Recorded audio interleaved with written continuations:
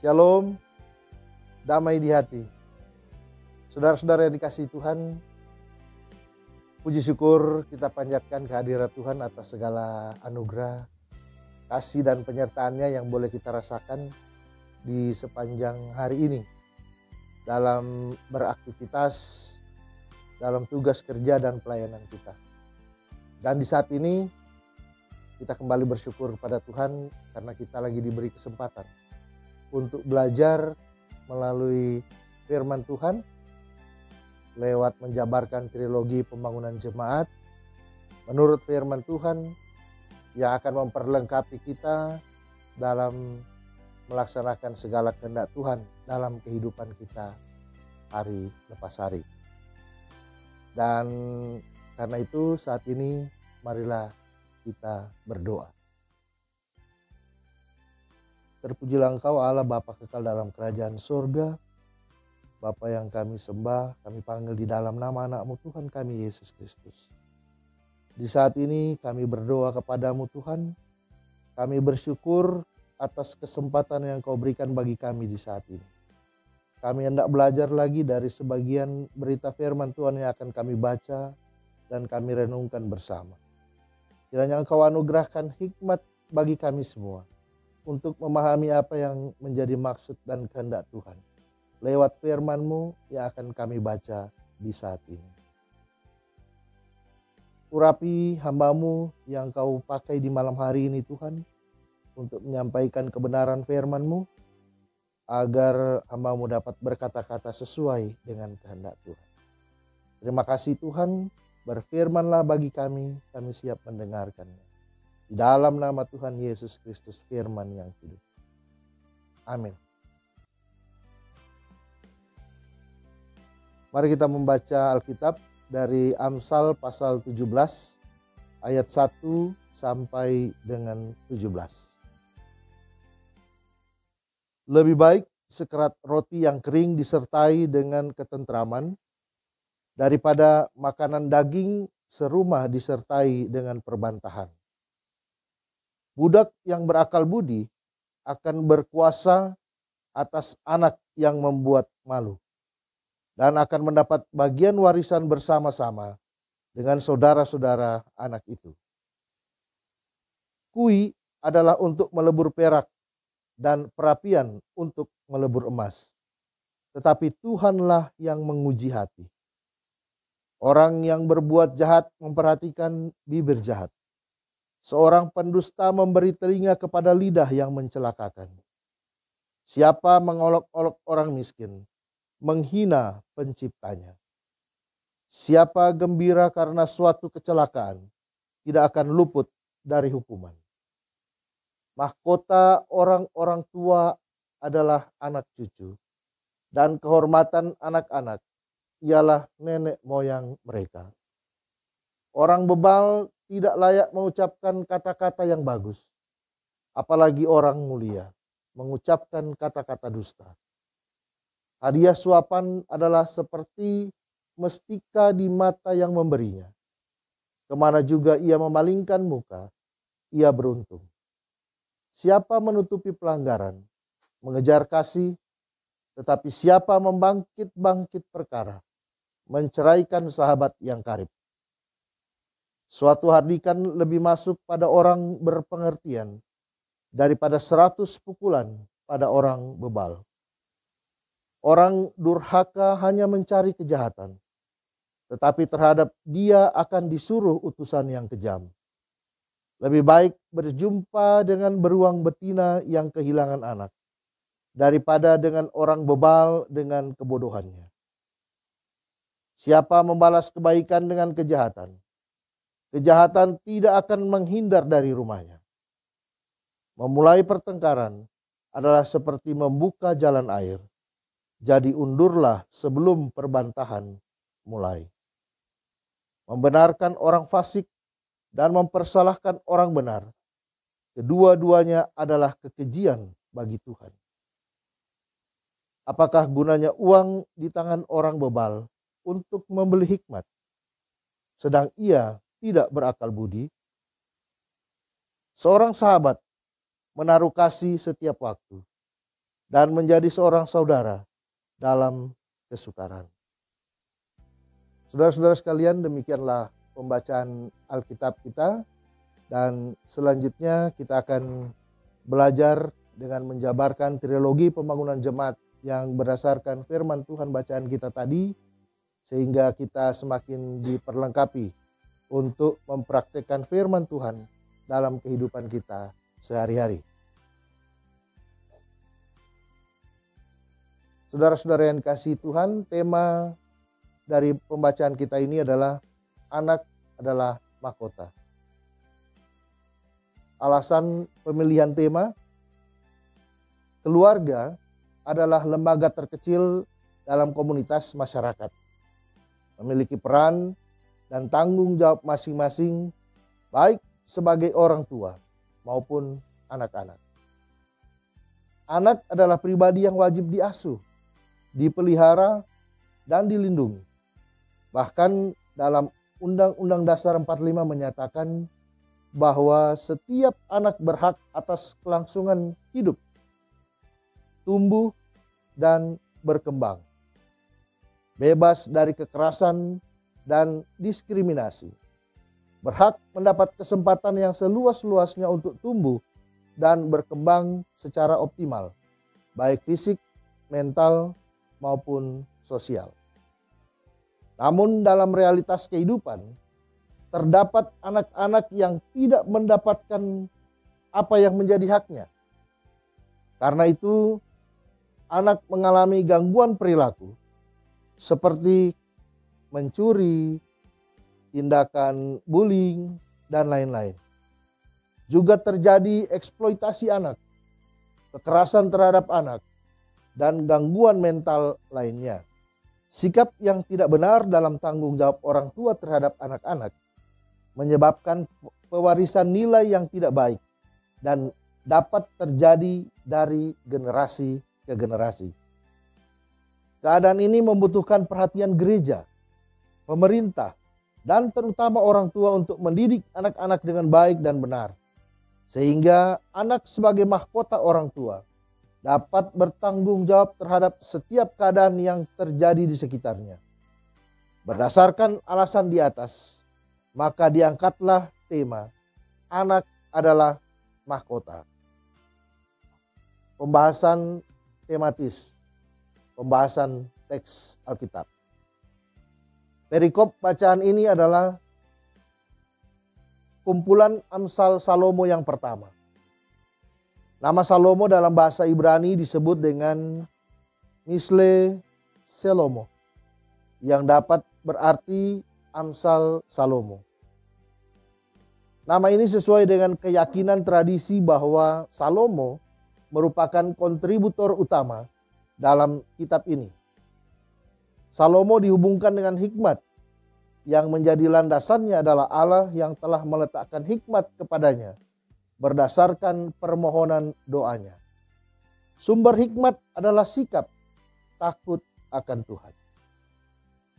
Amsal Salomo memberi perhatian terhadap sikap orang benar yang bijak dan orang jahat yang bebal. Ayat 1 sampai 5. Yang mana kebijakan dan kebodohan dihubungkan dengan lidah. Juga terdapat tema tentang keluarga, seperti kerukunan dalam keluarga dan sikap hidup anak yang menentukan kebahagiaan orang tua. Sedangkan kehormatan anak adalah orang tua. Dalam beberapa ayat ditemukan kalimat hikmat Tuhan yang memperlihatkan bahwa Tuhanlah yang menjadi sumber norma kehidupan moral seseorang. Sekerat roti atau sepotong roti tidak hanya bermakna kuantitas yang sangat sedikit, tetapi juga kualitas yang sangat sederhana. Makanan yang sedikit dan sederhana, tetapi disertai ketentraman, lebih baik daripada rumah penuh daging, tapi disertai perbantahan. Kekayaan memanglah anugerah Tuhan, tetapi kedamaian dalam keluarga juga merupakan hal yang penting.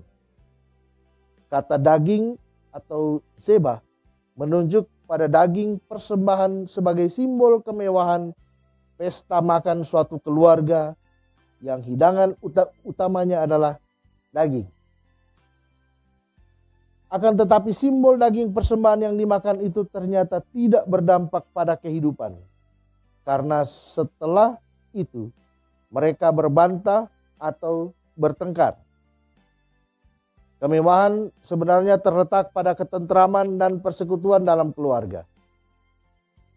Nasihat tentang akal budi yang menekankan bahwa seorang budak dapat menerima warisan menggantikan anak kandung. Apabila anak kandung itu sendiri melalui sikap hidup dan kata-katanya telah membuat malu keluarganya. Warisan yang seharusnya menjadi miliknya diberikan kepada budak.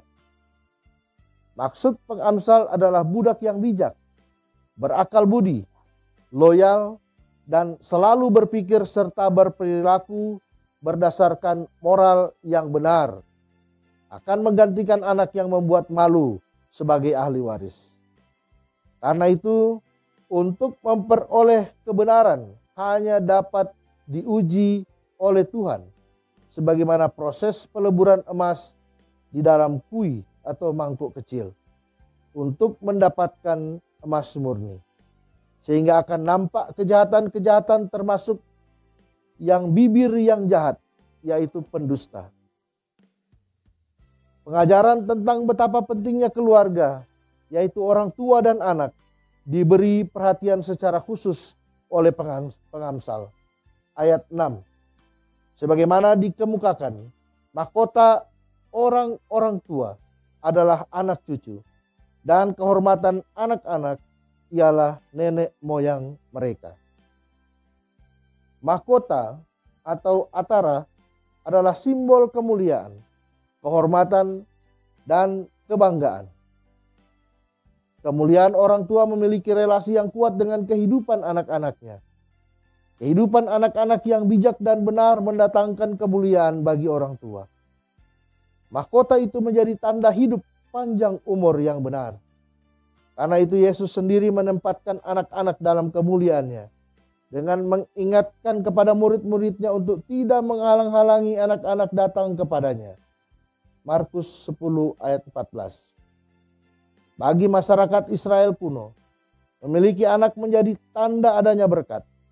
Sementara itu, kehormatan, kiprah anak-anak ditentukan oleh penghargaan yang diberikan masyarakat kepada nenek moyang mereka.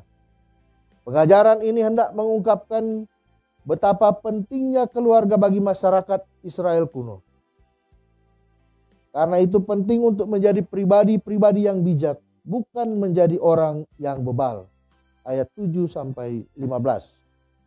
Orang bijak adalah orang yang berpengertian, yang mencintai pengetahuan dan suka diajar. Karena itu dengan senang hati menerima teguran untuk membangun pribadi yang baik. Sedangkan orang bebal atau kesil tidak mau menerima didikan, sehingga lebih mudah menjadi orang durhaka, membalas kebaikan dengan kejahatan, sering menjadi awal pertengkaran, dan lebih berpihak pada kejahatan dengan mempersalahkan orang benar. Pada ayat 16-17, pengamsal menjelaskan tidak ada gunanya uang di tangan orang bebal untuk membeli hikmat. Ayat 16. Uang melambangkan keinginan orang yang bebal akan hikmat. Tetapi ia tidak memiliki kecakapan pikiran terhadap hikmat itu. Kurangnya kesungguhan dalam mendambakan hikmat dan didikan. Karena tidak berakal budi, orang bebal berpikir dapat membeli hikmat dengan uangnya. Padahal hikmat memiliki nilai yang tidak dapat dibeli. Demikian juga sahabat dan saudara dalam menunjukkan kasih dan kesetiaan di setiap waktu tidak dapat dibeli dengan uang. Waktu menunjukkan sikap pengorbanan yang diberikan dengan tulus sekalipun dalam kesukaran. Sikap ini mengindikasikan pentingnya membangun relasi yang baik dengan keluarga maupun dengan sesama sebagai sahabat yang baik. makna dan implikasi firman. Banyak keluarga Kristen yang kandas karena tidak mampu menciptakan suasana damai sejahtera dalam kehidupan keluarga. Orientasi penuh pada materi mengesampingkan pentingnya membangun suasana yang tentram dalam keluarga. Ketentraman dapat diciptakan bukan hanya dari kemewahan, tetapi juga dari kesederhanaan. Alkitab menyampaikan pemahaman yang sangat jelas bahwa Tuhan sangat sayang terhadap anak-anak. Di matanya, anak-anak seumpama harta yang tak bernilai dan memposisikan sebagai atribut yang perlu diperhatikan, yaitu kerajaan Allah, sebagaimana perkataan Yesus Kristus dalam Injil-Injil. Anak-anak adalah hal yang sangat penting. Jika anak berarti penting bagi Tuhan, maka orang tua harus berpikiran yang sama dengan Tuhan Yesus Kristus. Anak-anak adalah mahkota orang tua. Meski kenyataan membuktikan bahwa telah terjadi pergeseran tata nilai dalam relasi orang tua dan anak yang menyebabkan banyak anak-anak tidak mampu menghargai orang tua dan tidak menjadi mahkota bagi orang tua. Anak-anak dinasihati untuk hidup sebagai orang-orang bijak, baik dalam bertutur kata maupun dalam berperilaku.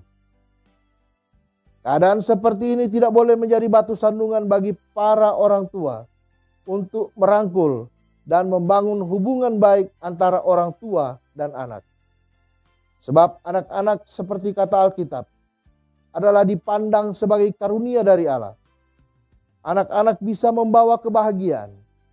Anak-anak harus dikasihi, dihargai, dan dihormati seperti orang dewasa.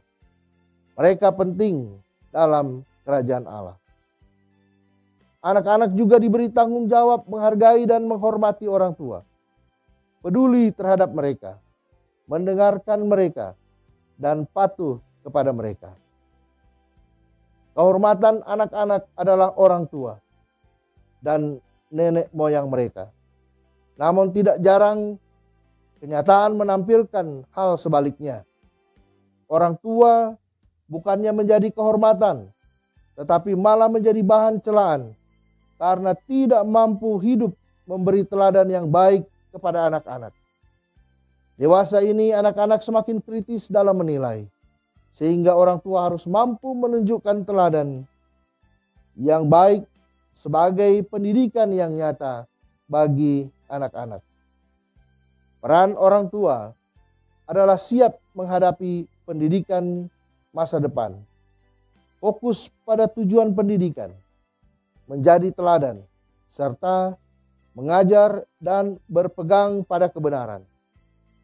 Hidup sebagai orang bijak yang memiliki pengertian, khususnya dalam membangun relasi dengan keluarga dan sesama. Juga warisan orang tua terhadap anak-anak. Demikianlah perenungan firman Tuhan kita di saat ini lewat menjabarkan trilogi pembangunan jemaat. Diharapkan ini dapat memperlengkapi kita semua dalam mempraktekkan firman Tuhan di tengah-tengah kehidupan kita hari lepas hari.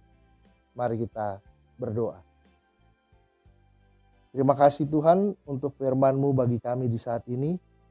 Mohon kekuatan Roh-Mu yang kudus memampukan kami semua agar kami dapat melakukan firman-Mu di tengah-tengah kehidupan kami sehari-hari.